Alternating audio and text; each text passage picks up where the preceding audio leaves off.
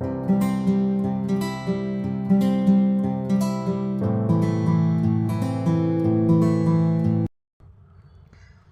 Injunction की concept क्या है।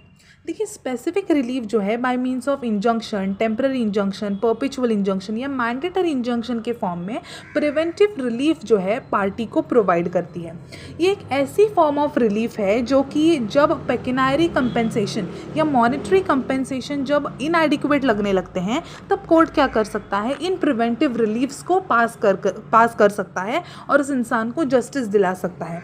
देखिए Burnage encyclopaedia of the laws of England के हिसाब से अगर देखा जाए तो इंजंक्शन एक ऐसी जुडिशियल प्रोसेस है जिसकी मदद से हम क्या कर सकते हैं, अगर कोई व्यक्ति किसी पर्सन के राइट्स में इंटरफियर करने की कोशिश कर रहा है या फिर उसे थ्रेटन करने की कोशिश कर रहा है, तो ऐसे व्यक्ति को, ऐसे पार्टी को हम क्या कर सकते हैं, रिस्ट्रेन कर सकते हैं, उसे रोक सकते हैं ऐसे रॉन्गफुल एक्ट को आगे कंटिन्यू करने से या शुरू करने से। ठीक है। अब according to Lord Halsbury an injunction is a judicial process whereby a party is order to refrain from doing और to do a particular act और थिंग। तो बेसिकली जैसे कि मैंने कहा, उस पार्टी को जो कि ये सारी चीज़ें कर रही है, ये जो रॉन्गफुल एक्ट्स कर रही हैं, उसे रोका जाता है, उसे मना किया जाता है उस एक्ट को वापस आगे कंटिन्यू करने से। फॉर एग्जाम्पल देखिए, अगर प्रॉपर्टी का मैटर है और अभी तक वो जो डिस्प्यूट है वो सॉल्व नहीं हुआ है,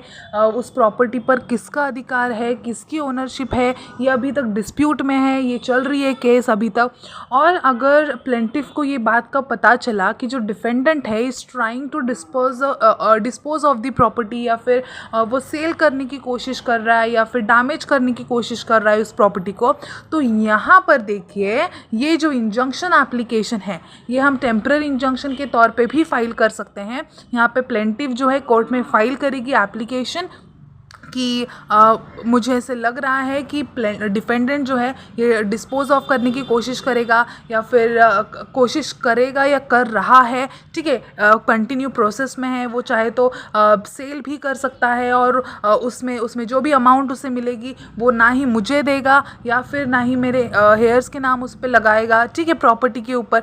तो यहाँ पर अगर इस तरह का डाउट है किसी तरह का या फिर डिफेंडेंट कंटिन्यूसली आपको थ्रेटन कर रहा है, डरा रहा है, धमका रहा है कि तुझे जो करना है कर ले, do what ever you want, मैं तो इस प्रॉपर्टी को डिस्पोज ऑफ करके रहूँगा या सेल ऑफ करके रहूँगा, तो ऐसे केस में जो है इंजंक्शन एप्लीकेशन फाइल हो सकती है। ठीक है।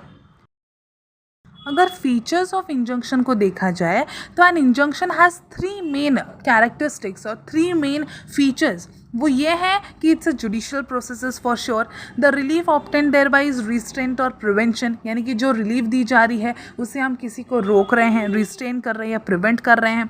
द थिंग रिस्ट्रेंड और prevented is a wrongful act, और जिस चीज़ को हम रिस्ट्रेन कर रहे हैं, जिस बात को हम प्रिवेंट करने की कोशिश कर रहे हैं, वो तो रॉन्गफुल एक्ट है। ठीक है, किस चीज़ का मतलब, किसके द्वारा, डिफेंडेंट के द्वारा एक रॉन्गफुल एक्ट होने से उसे रोका जा रहा है ताकि यहाँ पे प्लेंटिफ का किसी चीज़ का नुकसान ना हो।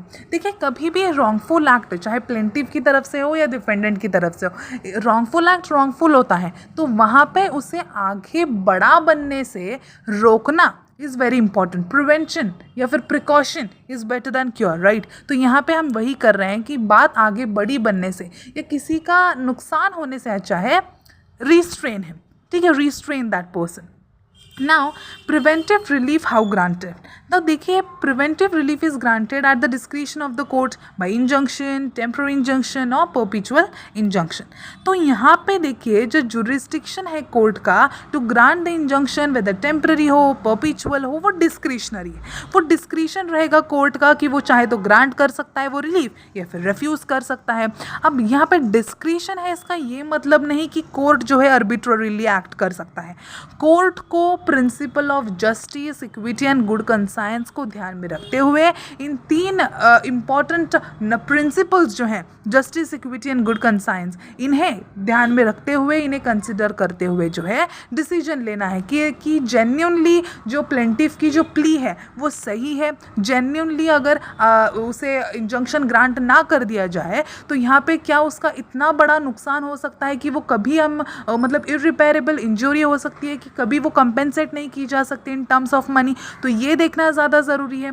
ठीक है, हाँ अगर कोर्ट को लगता है कि मैटर उतना बड़ा नहीं है एंड उतनी ज़्यादा ज़रूरत नहीं है टू स्टॉप और to restrain the defendant, then court definitely उसे रिफ्यूज़ कर सकता है। लेकिन अगर कोर्ट को लगता है कि यहाँ पे इररिपेरेबल इंजरी हो सकती है, यहाँ पे प्लेंटिफ का बहुत भारी भरकम नुकसान हो सकता है और ग्रांट करने से सामने वाले डिफेंडेंट को ऐसा कोई ऐसा ज़्यादा सीवियर लॉस नहीं होने वाला है, तो यहाँ पे कोर्ट क्या करेगी, डेफिनेटली ग्रांट करेगी इंजंक्शन।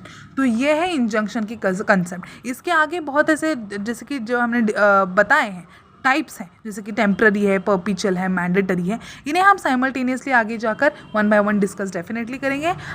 इंजंक्शन बेसिकली ये कॉन्सेप्ट क्या है, आई होप आपको अच्छे से समझ आ गई होगी। Thank you very much.